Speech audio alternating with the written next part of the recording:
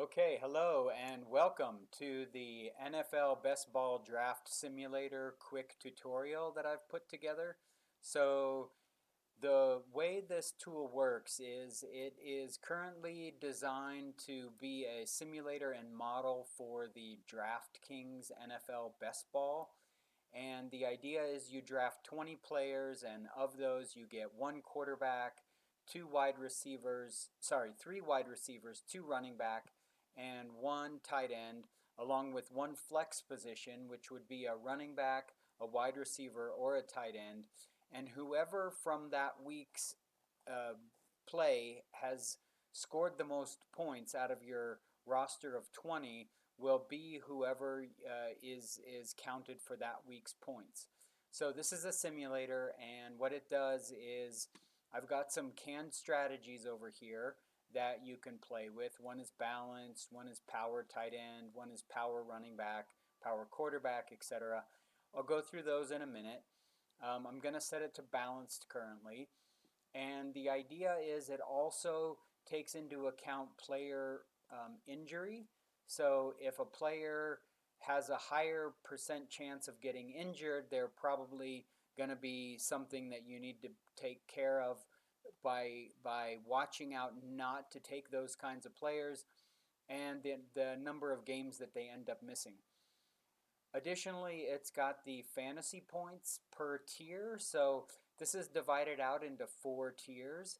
And it starts with the top tier, the top 25%, uh, meaning like the top quartile of your quarterback, running back, wide receivers, tight ends. And then the top 50%, the bottom 50%, and then your bottom quartile, how many average fantasy points you get. And then it takes into account a standard deviation for each position based on the points. And it runs a model for 10,000 seasons for 17 games per season. And the idea is that will smooth out the model. It will try to find your very best possible outcomes for the positions that you want to take either early, mid, or late. So let me just go through some very quick things that you can do with it. So let's talk about the balanced strategy. So you can take the balanced strategy, and the idea there is you take 2 early wide receivers, 1 early running back, swap back to your wide receiver, swap back to your running back. Now, in theory, you should have a 5 of the top tier running back and wide receivers before you finally get into your quarterback, and on down the line it goes. You can see as it picks down towards the bottom here, it'll finally start picking your your bottom tier wide receivers, your bottom tier running backs, and a bottom tier tight end at the very end. Then you can press run model here, and what it's going to do is it's going to say, based on these 20 positions with this probability of injuries for these players, with these fantasy points, running with this standard deviation for your positions, 10,000 seasons of 17 games each, you should average around 2,237 points for those 17 games, with an average of about 131.61 points per game. And it's got a standard deviation here of about 15. So basically, plus or minus 15 is where most of your games are gonna end up. So if you want to try, let's say, a power tight end, so that's where you would take 3 early tight ends along with the rest of your lineup. You can run the model and see where that lines up.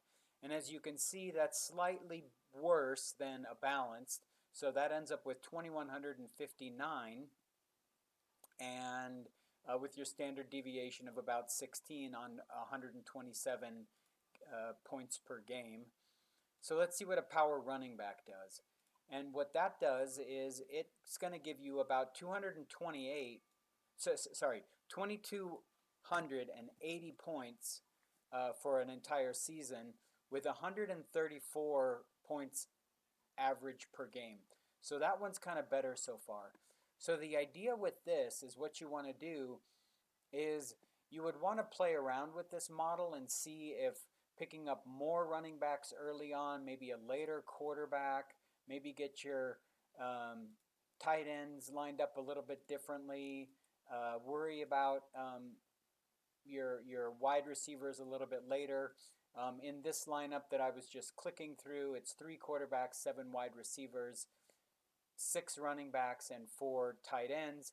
Now it's considered a custom strategy. I could run that and see what kind of numbers I get, and slightly worse than the power running back, which is 2,207 with an average of 129.8 per game.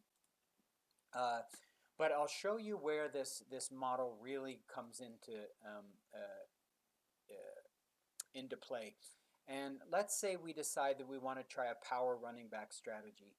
But as you start getting down here towards the bottom, let's say you have a lineup and you've got the possible lineups that you see through DraftKings there, and you see that you could possibly take a late wide receiver, a late running back, or a late tight end, and let's say the tight end is slightly higher on the ranking that you have there, and so let's say it's round 18 and you're talking about picking up a wide receiver. But what happens if instead of taking a wide receiver that we end up taking the tight end?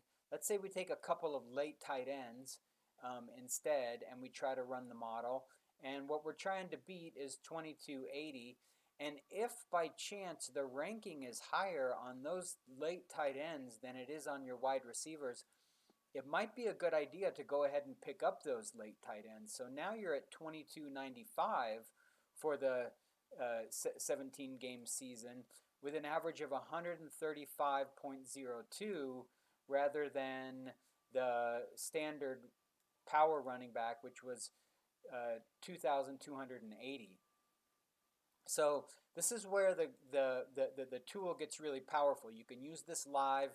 If by chance you've got some running backs that are ranked a little higher or about the same even, you could see where that ends up lining up and see if that's going to play out for you a little bit better.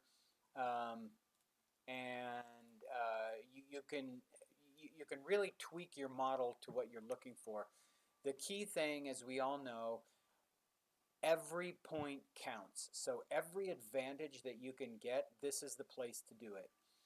And if you don't agree with these injury numbers for the percentages, you can change those. The average games that you think they're going to miss, if you think the quarterbacks or the running backs or wide receivers that you picked are a little risky, you could raise that or lower that, as well as changing these top tier and bottom tier kind of percentages over here. You can find out that, or sorry, your fantasy points, you can change these around so that they fit your model or whatever you use for your top tier, bottom tier sort of values. This is an advantage that you can get over other players. Additionally, if you think their standard deviation points, if you've picked either higher or lower swinging players, so if you've got a lot of players that swing a lot in points, then you may want to increase this standard deviation value a little bit. Or if you think you've taken some really solid players that typically perform about the same every week, then you can narrow down your standard deviation a bit more on this and try running the model. So that's really all I've got. You can find this at nflbestballsim.yourteamstats.com, and I'll also link this in the video. So thanks for watching. Good luck, and I hope to see you out there on the virtual grid line. See ya.